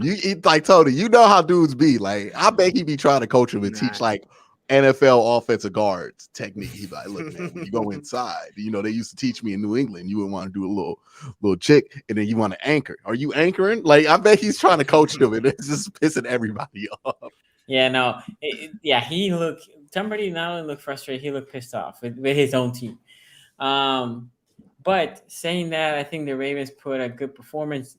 Gus Edwards obviously also left that game. Harbaugh said today, not a long-term injury. So, you know, that's good, at least for that.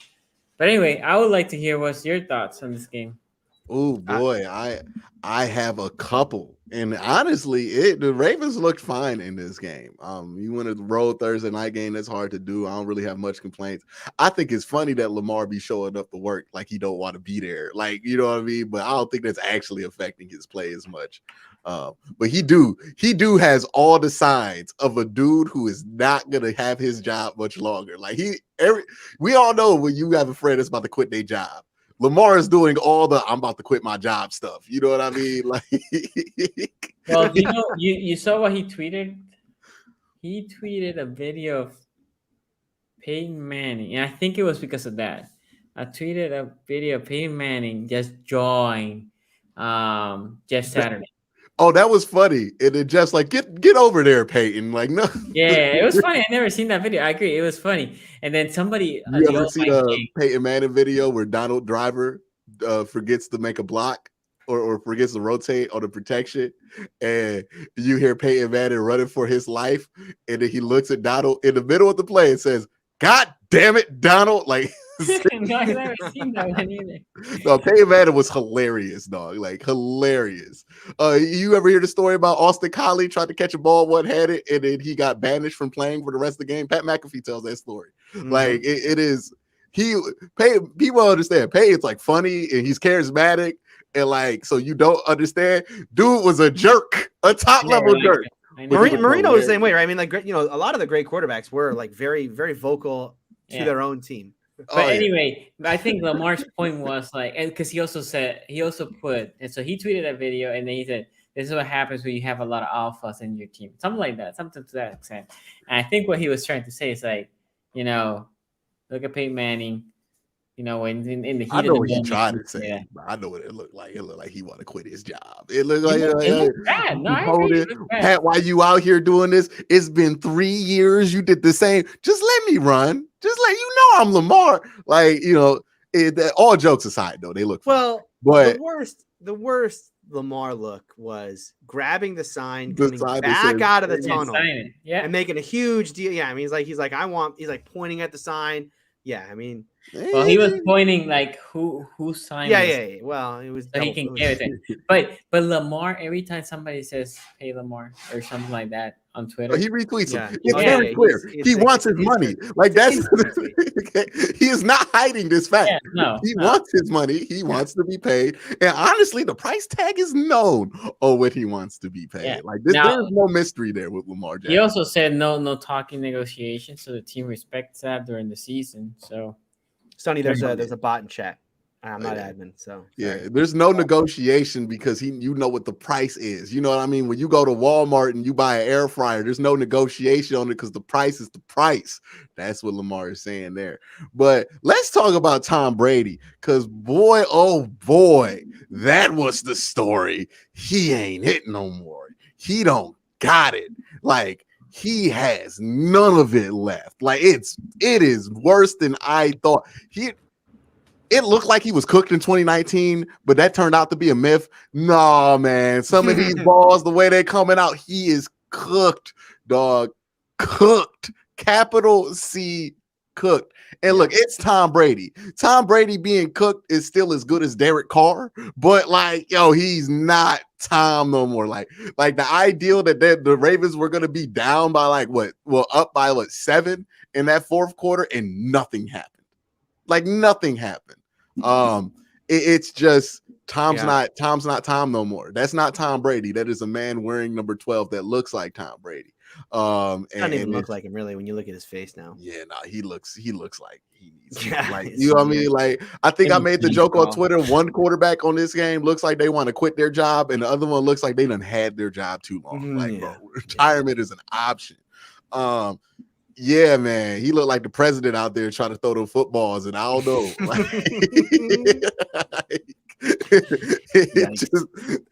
It just ain't working. Like, I don't know how he gonna get through a whole season like that. Especially in that offense, in that air raid. Yeah, no, I mean they're Byron Leftwich has basically coordinated himself out of a job. I mean, they're talking about firing him mid-season. He was supposed to be a head coaching candidate. To be honest. And then the same thing happened with Bieniemy, right? Out there in Kansas City, where now he has like beef with some of the players. Yeah, he can't stay somewhere too long. But it's not just that with Tampa Bay. Leonard Fournette stinks. Like, Tony's right on this one. Like, he stinks. He stinks, dog. Like, he's not good. And that defense stinks. Devin White stinks. Like, they just Steelers got the best Evans. Steelers got the best Evans. Like 100%. Like the Buccaneers have so many problems. Like, I thought, maybe Tom's gonna get it together. No, dog, they just stink. That team just stinks. Like, they just stink. I don't know. There's nothing gonna fix it. They stink. The thing is, they can make the playoffs because look at that division, right? And it don't matter. They stink, dog. They stink. They're not winning nothing. Like they got Tom Brady. They stink. And people keep bringing up, well, Peyton Manning got there when he was cooked. That team did not stink.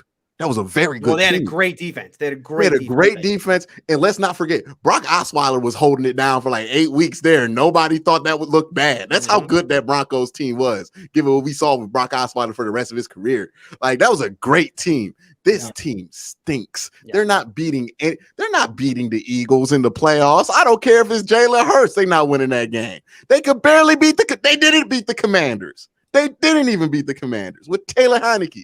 Nah, man. No, there's Heineke. They're not in front of Tony. Hey, man, they look. You know I'm a PJ Walker guy, and I knew it was trouble when PJ Walker legitimately outplayed Tom Brady. Like, that's how you know you have a problem. A problem, dog. Taylor Heineke's on a 3-game winning streak. I don't want to warn it. I don't want to alarm anybody, but Red Hot Commanders as well. Hey, man, he is the Tom Brady kryptonite. That's right. NFC East, best division in football. Eli Manning. But yeah, man, the Tampa Bay, like, no disrespect to the Ravens, they earned the win. It's hard to win on the road on Thursday night, even when the other team stinks. But like, I think the story here is that the Tampa Bay stinks. Like, they stink. They are stinky. Like, they're bad. Before I go to you, let me read some super chats here, okay? Mm-hmm.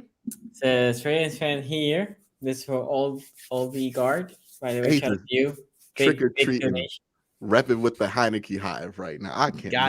Got to. Hey. Love you guys. Just wanted to show support. Q. Hope the Browns win. And Tony. Yeah. I was like, you see that Tone Diggs tweet where he was like I have a new level of respect for teams for people who cheer for these teams that suck for the whole season. Like, and you have nothing to root for because you have no hope. I was like, you were not. Yeah. Steelers fans are learning empathy. That's crazy, dog. No, like, I said this. I said it. I said that. Well, I forget when it was. I think it was a post show. You had to leave, I think, early that day. I said that to Sonny and to Ace after the show. I said, I don't know how you guys do this. Like, I don't know how you cheer. That's right. You did say that to us. You did say, like, I don't know how people watch. You just got to figure out. Look, I don't know how you guys do this. I'll give you vet advice. You just got to figure out what the season about. You know what I mean? You see how I'm like, okay, Look, the Browns could win today and we still in the division race and we all right, or they could lose and it just becomes about what can we do to make sure Deshaun has a good run for 6 games. You know what I mean? You just got to figure out what that season going to be about because it damn sure ain't going to be about the playoffs no more. I think what I got to do is I got to start a second YouTube channel about the Penguins or something. You got to figure out your joy. You know what I mean? Look, there's been times where all three's been bad in Cleveland. You know what I mean? Like the Cavs were trash, the Browns were trash, and the Guardians were terrible. Like there was nothing. You know what I mean? Yeah. So look, as a veteran fan of a sorry team, I'm just gonna let you know you gotta learn to compartmentalize and figure out what it is that you want to see out the season. Is it Deontay Johnson getting to 1,000 yards? Like you gotta figure it out. On 8 yards a catch, it's gonna be a lot of catches. You know what it becomes, Tony? You know what it becomes? Prop bets. That's what the season becomes. A series of prop bets. One year, we were so sorry. The whole season was like, hey, I wonder if Terrell Pryor can get 1,000 receiving yards. That's what the season was about, Tony. You won 2 games that year, I believe, or 1 game. We were terrible. But hey, you got to figure it out. So Steelers fans, if y'all ever want to hit me up for advice on how to deal with your depression, let me know because I will make fun of you, but then I might give you some advice after that because, you know, hey. Luis here says, boy, Tom Brady looks washed. He looked cooked, washed, burnt, toasted. Laura, shout out to you. Thank you for a donation. I do think Ravens can go to the Super Bowl. I think they're going to be coming into their own, becoming the 2022 team. I also think it will be unfair to say we couldn't beat the Bills. And I agree with you, Laura. I agree. I mean, look, they could be. I just think I think the Bills are going to win the Super Bowl, and I think it's going to be I don't know that any game in the playoffs for them is going to be particularly in doubt. Hey man, you know, belief is great. I respect the belief. You know what I mean? Like I wish I could feel that way about my team. My team ain't nowhere near that. You know, I see that Buffalo on the schedule. I already counted that loss.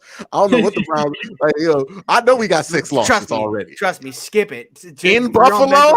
Oh boy, I was like, maybe that game's in Cleveland. We might have it. Nope, it's at Ralph Wilson. We are gonna get the booty beat downs that day, dog. Oh yeah, it's happening. We can't do it. It's happening. Miles Garrett about to miss like 3 sacks on Josh. I'm already prepared, but I'm not even gonna be affected by that game.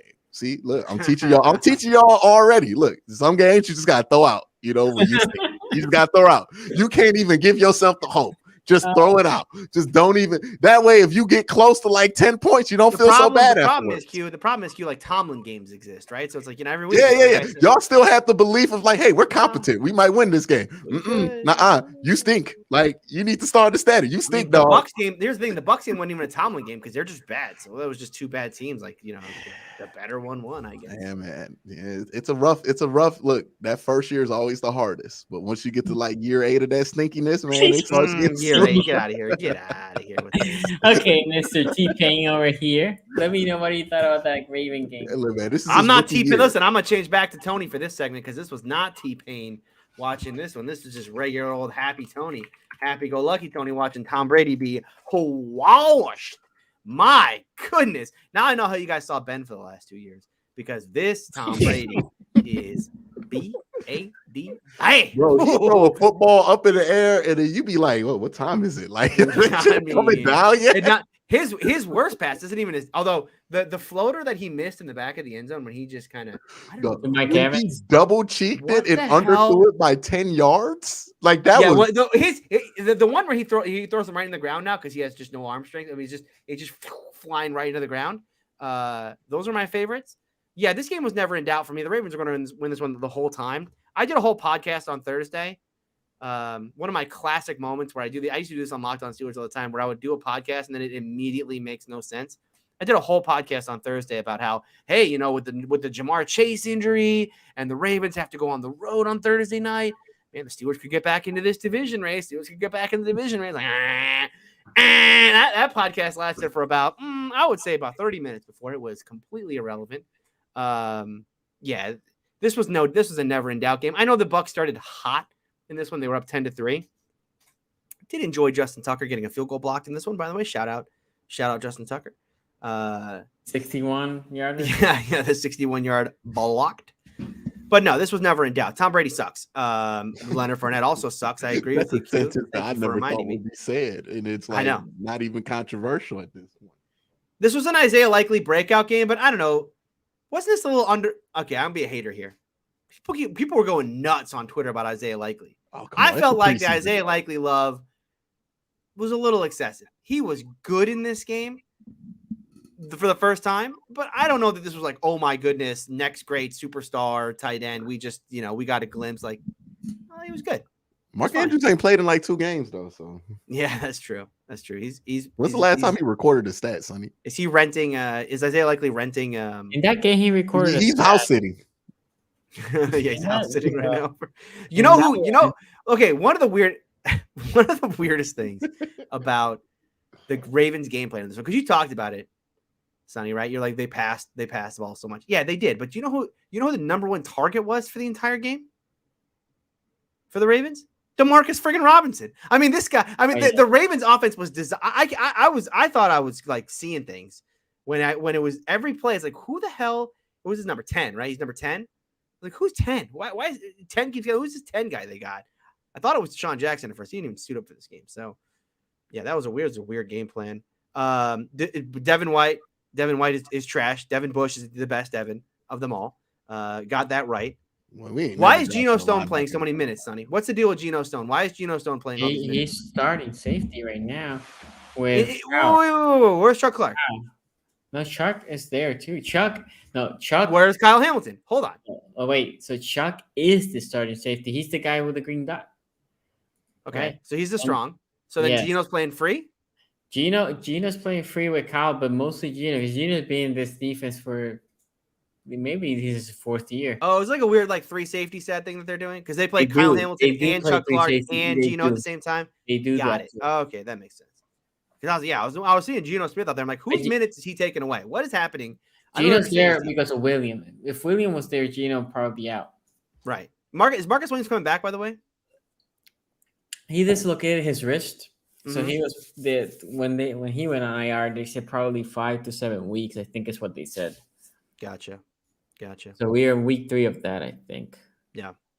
Yeah. I mean, otherwise, I obviously the running game got going in the second half of this one. I mean, this was very clearly, not to go back to my old conditioning BS when it comes to defense, but like clearly the Bucs defense got tired in the second half of this game, and that was really the storyline in the second half. It didn't. I mean, Brady did his little comeback at the end, but this was a done deal. That Ravens team was, first of all, they're better than the Bucs. The Bucs had the advantage of being at home on Thursday night. They got out to a big lead, which wasn't even that big. It was 10-3. But then Brady was terrible, and this Ravens team was just a matter of time before the Ravens were going to break through, and they did in the running game.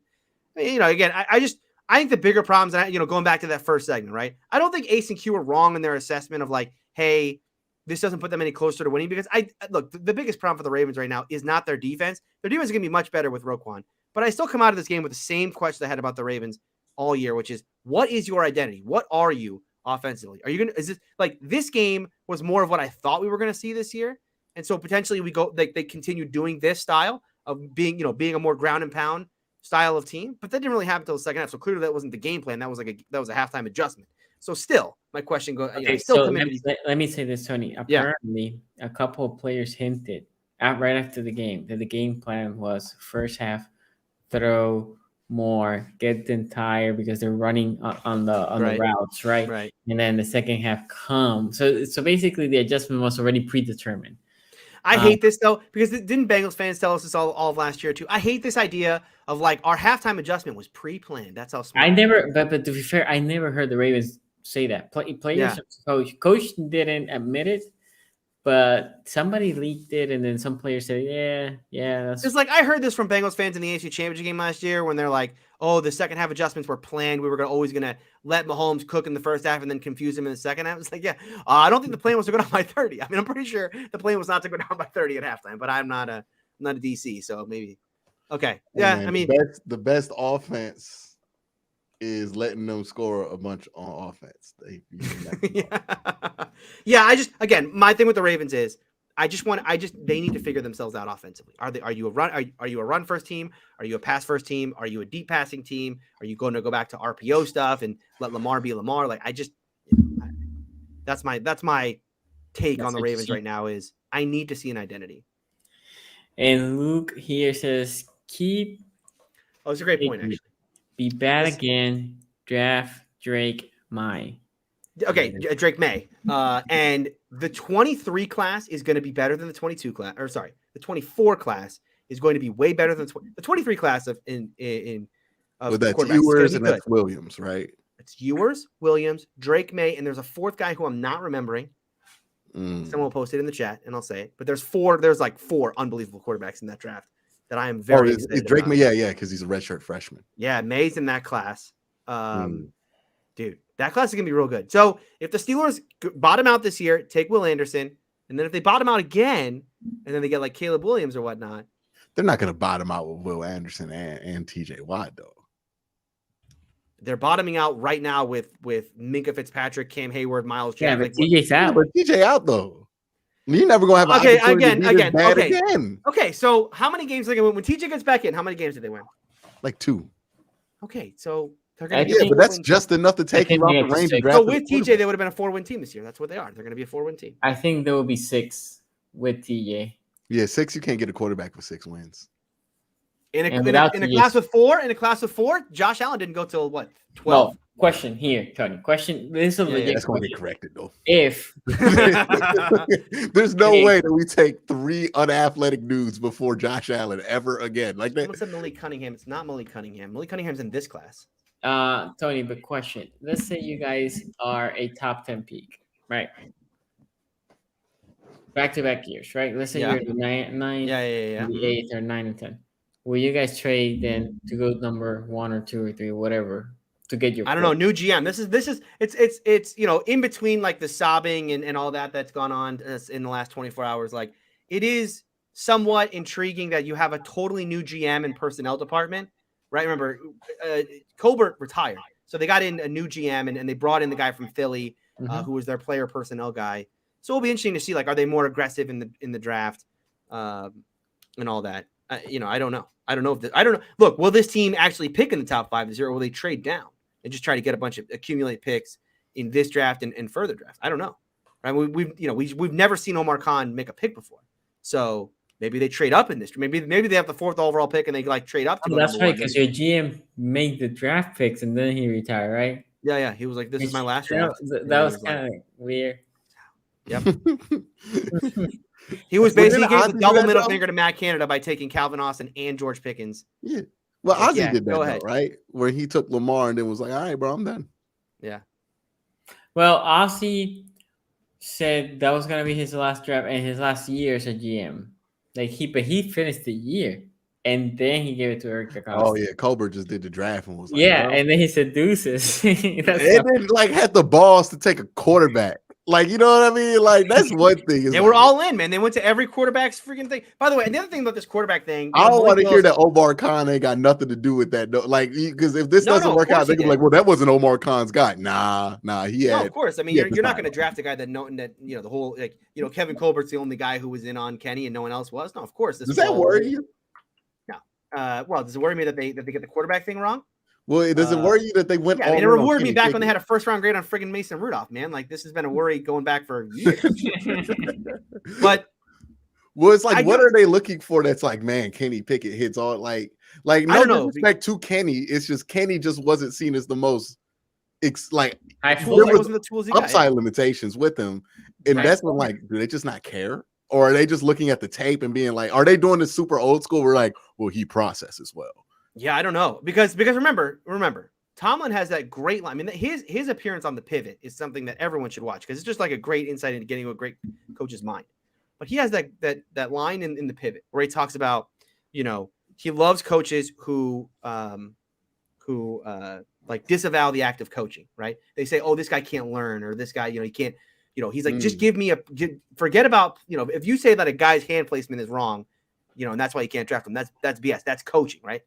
Give me the guy. You can't teach height, weight, speed. Give me the raw talent, and the coaching aspect is getting the best player out of that, right?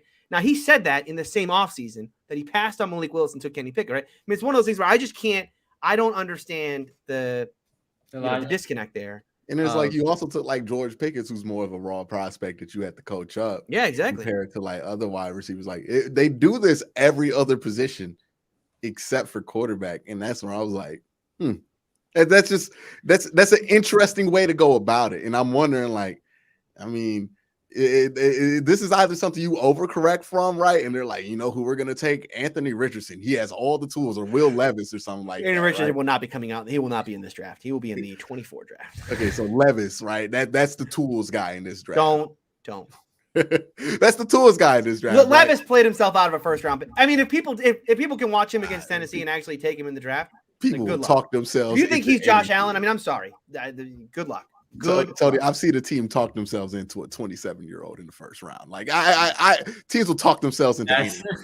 Like, you know what I mean? We're gonna get comments on. I got comments on this on my channel. We're gonna get comments in this channel. People are like, "You guys are idiots." Oh, well, he's gonna be number 1 overall pick. Like, I get that Will Levis is a very toolsy guy, but I watch him play, and there's nothing about those tools that says that this guy is never gonna be. I agree with you. I don't think he's going to be good. I don't think he's Josh Allen, but he's the type of guy that Josh Allen does get picked a lot higher because they're like, "Ooh, maybe he could be Josh Allen." You know, Josh Allen wasn't that good. Pat Mahomes wasn't that good. Like off the strength of those jumps, people are going to make that. But I don't know. Like, be a first round pick this year. You know who should be a first round pick this year? Bo Nix. Bo Nix. Bo Nix. Let's go. Bo Nix resurrected his career out there in Oregon. I want Sam. Look at Bo Nix. He's going Kenny Pickett on him. You know, this is actually a pretty good quarterback class if you're like not looking for like there's 2 guys who could probably be franchise guys. I think there's a bunch of dudes who might start for a while. Like Hooker seems like he could start. Hooker seems interesting. The kid he seems like Dak to me. Like he's gonna be like Dak Prescott. Where he's gonna be just good enough, but like almost just quite. The problem is no one has ever come out of that offense, right? The super spread Art Briles stuff. No one's ever come out of that offense and been any good because it's so specific to college because it takes advantage of where the hash marks are. But Hooker does look good. Yeah, you don't watch Hendon Hooker and like that's a bad quarterback. You know, and I think there are at least like 2 or 3 other guys who are gonna stick around as like fringe starter backup level guys in this draft. So. Okay, guys, with that Wednesday. It's gonna be like this. Who the Ravens will draft? Which quarterback are the Ravens looking at? Yeah, which quarterback you like? Quarterback we have. Tyler Huntley? We have a quarterback. Well, I mean, what if you lose both? Because it's a possibility. Tyler Huntley is a free agent this year too, so you could. Yeah, I got to franchise him. They'll pay him. They got to choose. Do they want to franchise Tyler or do they want to franchise Lamar? Tyler will be a restricted free agent again this year. He'll be restricted. Yeah. Man, imagine if both their quarterbacks get offers and they won't match. You know, Lamar ain't going nowhere this year. But anyway, Wednesday coming to review today's game. Baker Mayfield gonna be available. Nobody wants to You want to take a chance on the number 1 overall pick? Nobody wants Baker Mayfield. Baker Mayfield's playing in the XFL next year. It might be USFL. They might rotate seasons. You know what I mean? Yeah, highest bidder. It's gonna be a nice bidding war in the spring. In a couple of years. Baker services. Oh yeah, because he's gonna bring a fan base. All that.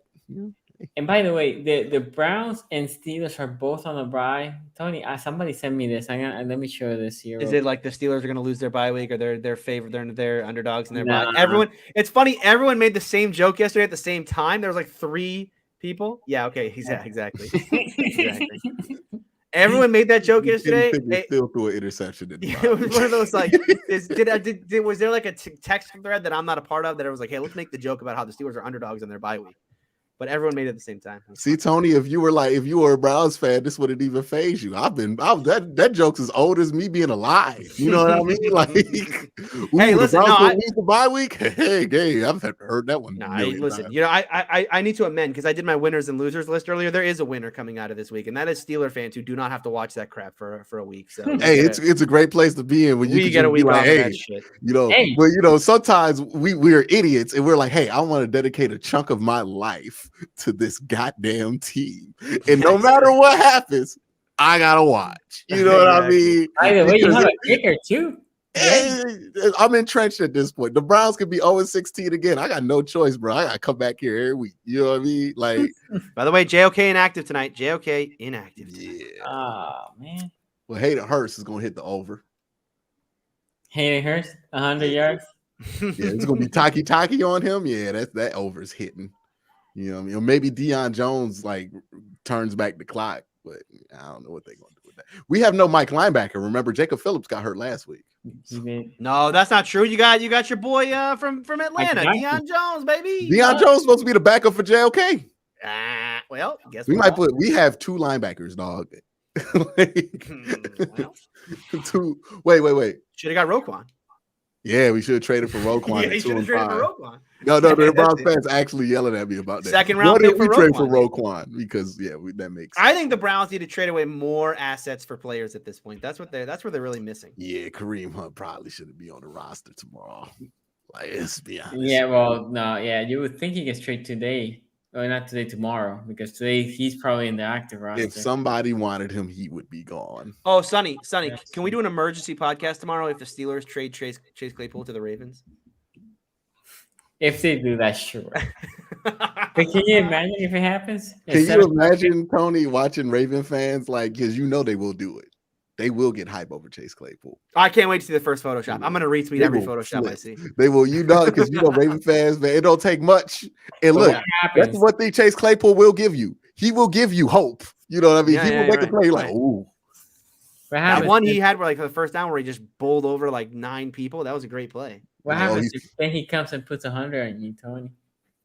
100 He probably would too. That's Did you see what he Hargrave won't yesterday? Did you guys see Hargrave yesterday? Hargrave was playing good. I mean, Hargrave Well, all the Went- pressure that they were doing was in the middle, in right? the middle. Yeah, yeah. Like Jordan Davis was eating. I'm Hargrave telling you, was Troops eating. Okorafor, like we need to all, myself included, need to send him like But he had like a an couple apology bad letter. penalties too. Did he? Have a Yeah, couple- well, he's the one that gets called for illegal formation every friggin' play. That's the one that Kenny was calling out. Like, yo, like how are we lining up wrong every friggin' play? That is true, especially the O line. Anyway, let's get out of here. Let's go. Let's go Anyway. watch this game. We'll see y'all Wednesday. How you get called out for illegal formation by